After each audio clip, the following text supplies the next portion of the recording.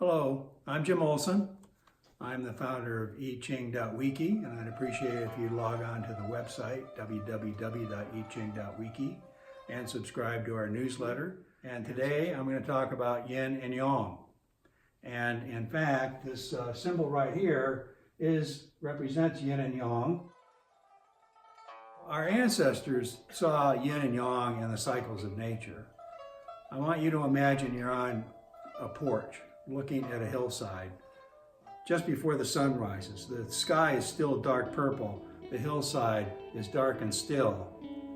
The horizon becomes orange as the sun starts to move right along the horizon. The rays start to sweep over the hillside. The leaves go from dark gray to start becoming green. As the air warms on the earth, the leaves start to flutter as the warming air creates a breeze in the trees.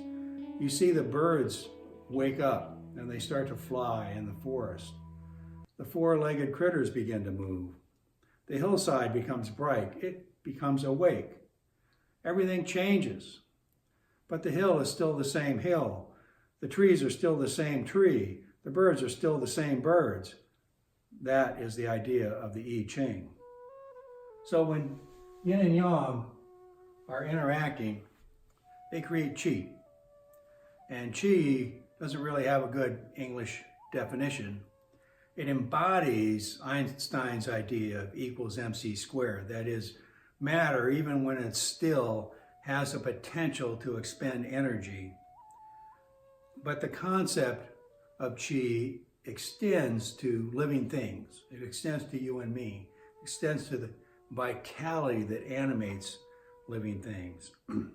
And it even extends to the spirit that's embedded in all of us.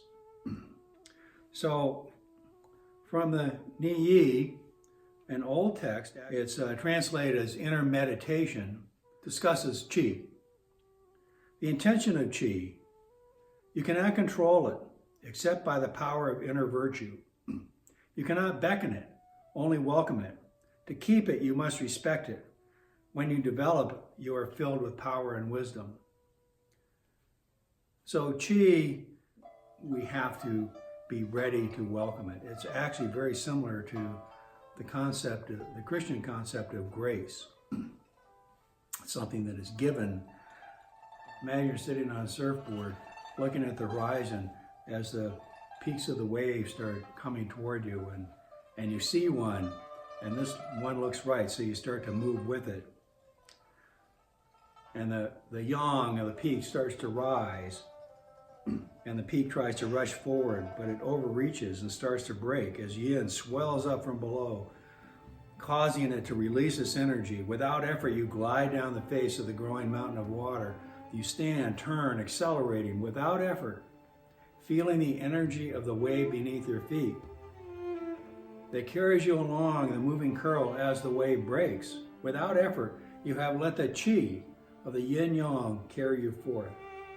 But as you peek back, you will see that your surfboard's wake has changed the texture of the breaking wave. You and the wave have embraced each other and affected each other. So the wave can become a cosmic wave.